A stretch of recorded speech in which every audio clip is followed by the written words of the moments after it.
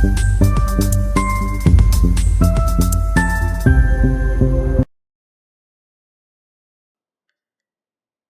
Morning traders. यहाँ पर market open हो चुके हैं। ओपन होने के साथ ही निफ्टी गिरावट करने की कोशिश कर रहा है।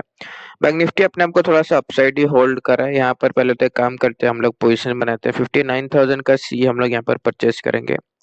यहाँ पर सिर्फ और सिर्फ मैं अभी जो फ्रेश सेलर्स आ रहे हैं उन्हीं को टारगेट करने के लिए मैं ऑलरेडी प्री मार्केट में ये चीज बोल के रखा हूँ कि मार्केट का जो पहला मूव है वो प्रीवियस जो सेलर्स है उनको मार्केट टारगेट करने के लिए नहीं बनेगा, क्योंकि प्रीवियस जो सेलर मार्केट में यहाँ पर बैठे हैं वो प्रॉफिट में है। पर अभी जो फ्रेश सेलर्स आ रहे हैं उनको टारगेट करने के लिए अपसाइड का मूव, पहला जो अपसाइड का मूव है वो आ सकता है। तो थोड़ा ध्यान से सेलिंग करने। यहाँ पर एक तो ये यहाँ पर निफ्टी को देख लो। निफ्टी अपना कल का लो से सेलिंग करने की कोशिश कर रहा है और यहाँ पर अगर देखें तो निफ्टी 25,800 का भी ब्रेकडाउन कर दिया है।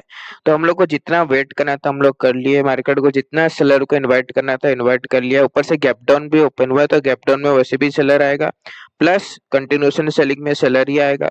यहाँ पर बायर अब नहीं आने वाला तो दूसरा पोजीशन प्रॉफिट बना देते हैं। यहाँ पर 59,100 का परचेस करेंगे।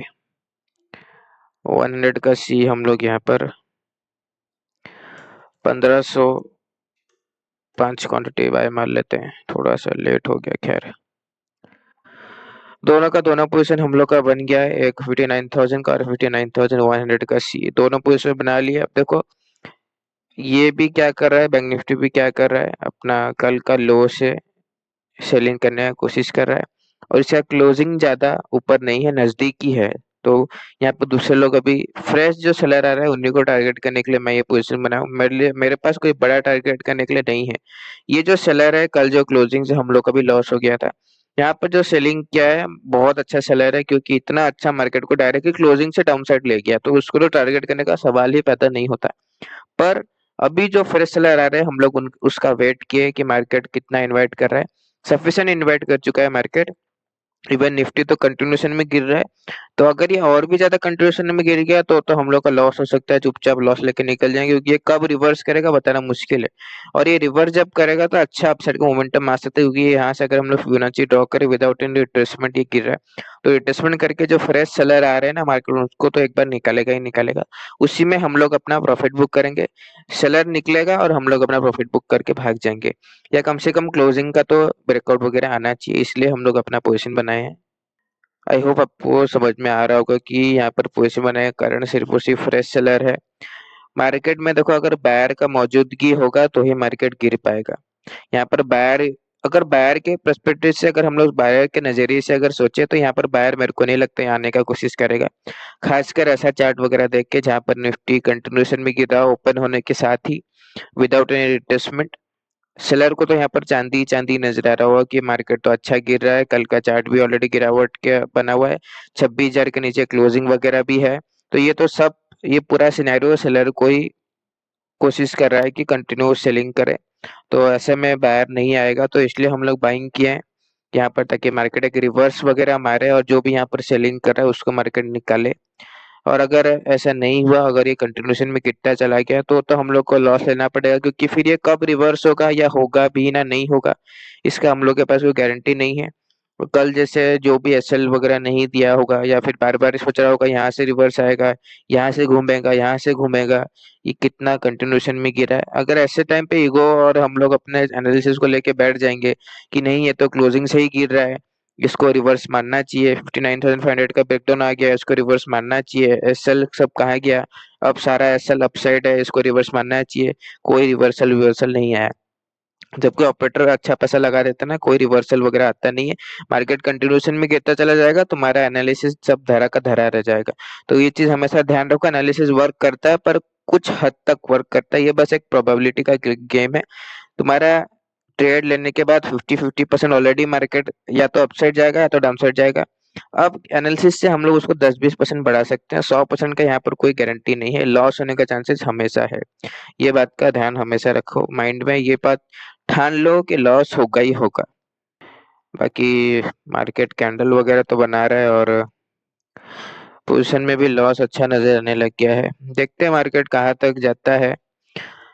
बड़ा गिरावट तो नहीं आना चाहिए क्योंकि 59,000 से गिर रहा है, कल का लो वगैरह से गिर रहा है, तो मेरे को तो वही लग रहा है कि सेलर वगैरह आ रहे हैं। पर खैर अब क्या कर सकते हैं, मेरे को लगने से कुछ भी नहीं होने वाला। यहाँ पर मार्केट को अगर गिरना होगा तो कल जैसे गिरा था आज भी गिर जाएगा, ये कुछ देखने वाला नहीं है। तो हम लोग तो देख सकते हैं क्या ना, वो अपना एसएल, तो एसएल को अपना देखते रहो।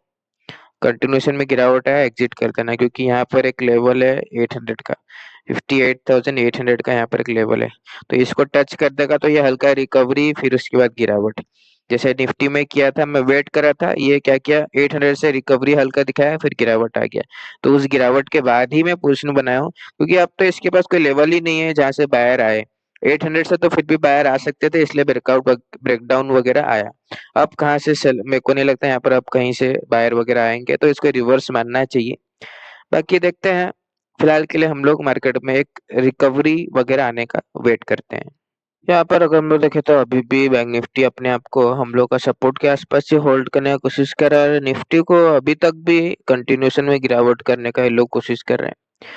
पोजीशन में लॉस तो चल रहा है, पर अभी लिमिट आया नहीं है। पर मेरे को लग रहा है ब्रेकडाउन वगैरह आएगा ना तो तुरंत ही प्रीमियम वगैरह कम जाएगा, तो लॉस उठाना ही पड़ेगा।